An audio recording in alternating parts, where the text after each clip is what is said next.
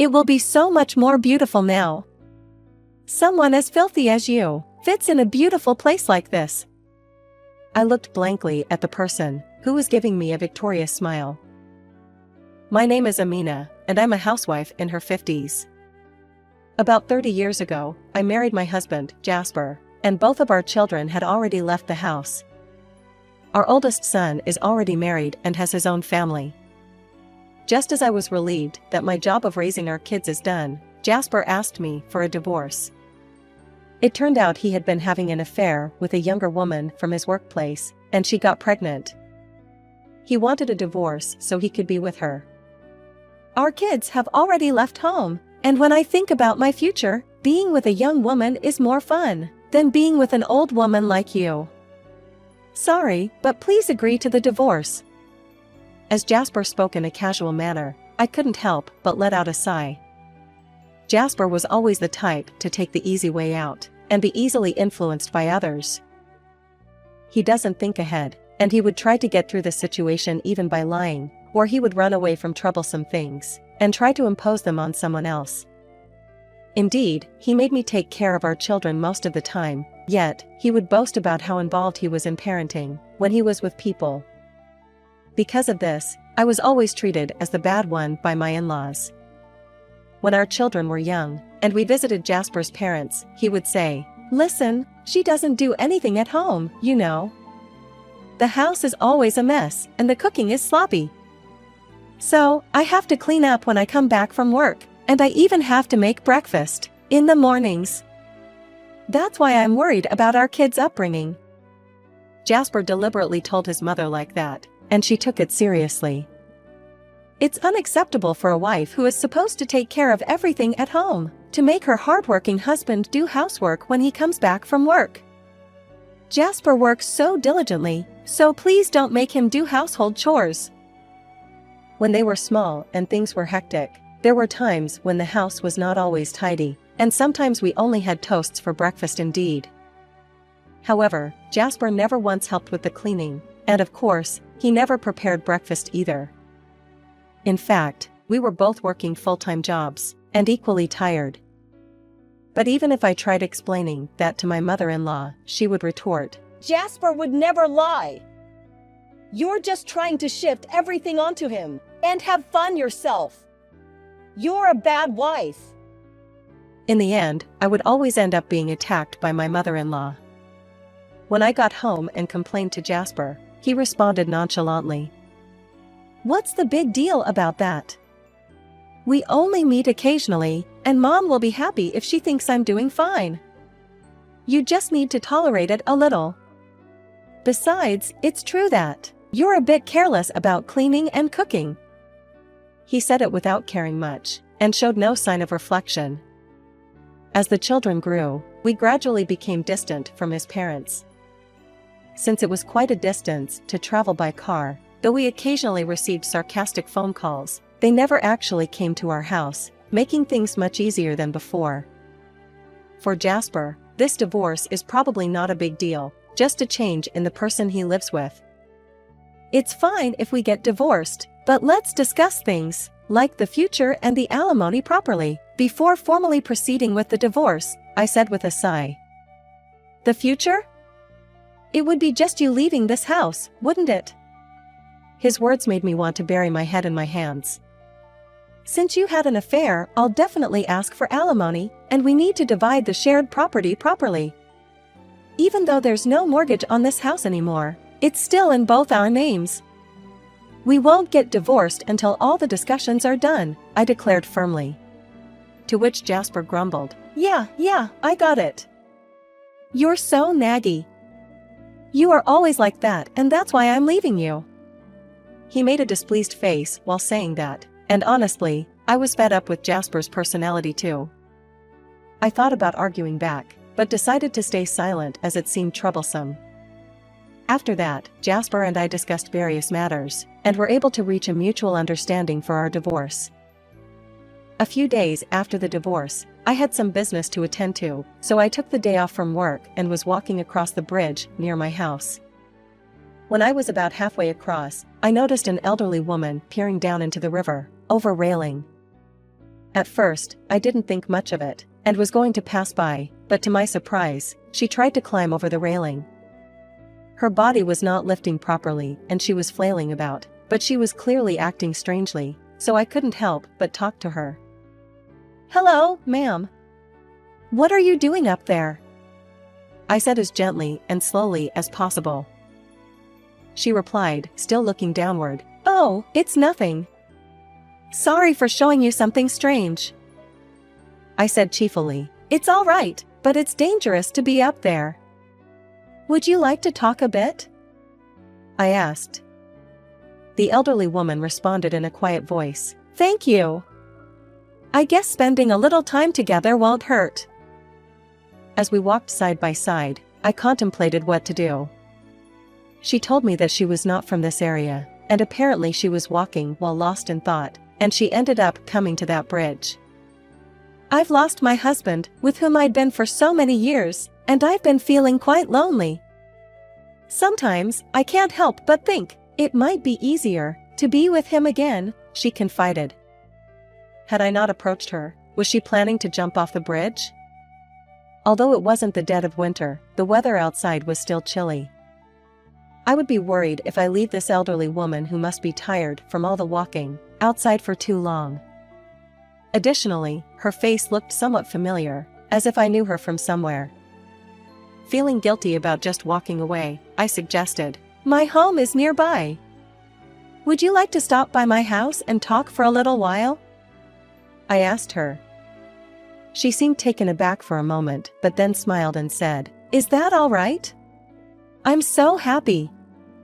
I didn't expect to be treated so kindly." Thus, I decided to lead her to my house. On the way, she kept glancing around as if she were on alert. She introduced herself as Tessa. After talking for about an hour, Tessa seemed to be starting to feel better. "It's been a long time since I've talked to someone, for such a long time. I had a great time, thank you," she said, and left with a smile. She was calling a taxi on her phone, so I'm sure she'll get home safely. "Next time, I'll give you a special thank you," Tessa said with an oddly meaningful smile. I just said, "Don't worry about that, I hope I'll see you again somewhere." And the next day came. As I was heading home, I heard some commotion coming from my house. I thought there might be some construction work going on, but as I got closer to the house, I was shocked to see a bulldozer demolishing it. The roof and part of the walls were already destroyed, and I could see the furniture and appliances inside. The things inside the house are probably no longer usable. The bulldozer was being operated by an unfamiliar elderly man, but standing in front of the gate was none other than Tessa from yesterday. I approached Tessa and cautiously asked, "Tessa, what on earth is happening here?" She replied with a smile, "Oh, you're back already. I wanted to show you after it was all done if possible." Then I noticed there was another elderly woman standing beside her. "Is that you, Juliana? Long time no see," I greeted her. Although we hadn't met in a while, there was no doubt it was my mother-in-law. My mother-in-law turned to me and said with a sneer, "It'll be so much more beautiful now. Someone as dirty as you fits in a beautiful place like this." I looked blankly at the person who was giving me a victorious smile. "I'll ask anyway, why did you do such a thing? And by the way, is Tessa your sister or something?" I asked. "Yes, I'm her older sister and I'm Jasper's aunt. I heard that Jasper was going through a tough time, so I decided to help him get back at you," Tessa replied. As I remained quiet, I asked, "What do you mean by Jasper going through a tough time?" In response, my mother-in-law became visibly agitated and said, "Did you just ask what do you mean? Don't play dumb. You couldn't even handle the household chores properly, and they say you were having an affair? Moreover, you apparently drove Jasper out of the house. You're an awful wife. So, in place of Jasper who is kind, I decided to take revenge. That house Jasper built is too good for someone like you." I let out a sigh at her outburst. So, did you have Tessa look for the location of the house to destroy it? And she went to such lengths to put on that act? I said. That's right. Juliana knew the address, but she claimed she had never been there before. So, I decided to help her. I didn't expect you to be so kind to me, because I heard that you are a terrible person. I managed to confirm the location of the house, and even though I felt guilty after you were being so kind to me, Jasper is still more important to me. Please don't take it the wrong way. Tessa said brazenly, so it gave me a headache. Although I had many things I wanted to say, I decided to say the most important thing first. I'm sorry to spoil your excitement, but this house is not mine, I said. My words seemed to confuse them, and both of them had puzzled expressions on their faces. The house you are demolishing is indeed where I lived until a few days ago. However, now it's the home where your precious Jasper lives alone. He has been planning to live with his lover very soon. I continued.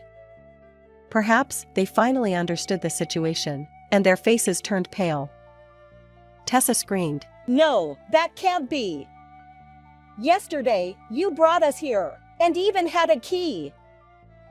Yesterday, I took a day off from work to go through the procedures to change the joint ownership of this house to Jasper's sole ownership. Therefore, it was still both of our property until yesterday, so I had a key and I was able to enter freely. But from today, the property is solely in Jasper's name, and I no longer have a key. We happened to have a discussion at this house today, and I just stopped by on my way home from work. I explained to them. That's why, when you mentioned that you wanted to see me again while you were leaving, I gave a vague response. I no longer live here since yesterday. I mean, I had already moved my belongings a few days ago, and I commute to work from my new place, I explained. Both my mother-in-law and Tessa looked bewildered. Actually, when I said goodbye to Tessa, I had a hunch about her true identity. When Tessa got into the taxi, she mentioned the destination, which was an address I had heard before. When I realized that it was the address of my in-laws' house, I clearly remembered who Tessa resembled. She had a striking resemblance to my mother-in-law. While I wondered why Tessa had come all the way there, I didn't think it would be such a big problem, since this house was going to be Jasper's home. However, I never imagined they would go so far as to destroy the house without permission. It was a completely insane idea, to destroy a house just because it was once a daughter-in-law's home. Actually, since the beginning of our marriage, I have told you many times that Jasper often lies and exaggerates things. If you had listened to me properly, this wouldn't have happened, I said to my mother-in-law, and she turned red with anger. Before she could shout something, a car parked nearby, and Jasper appeared from inside. What the hell is going on?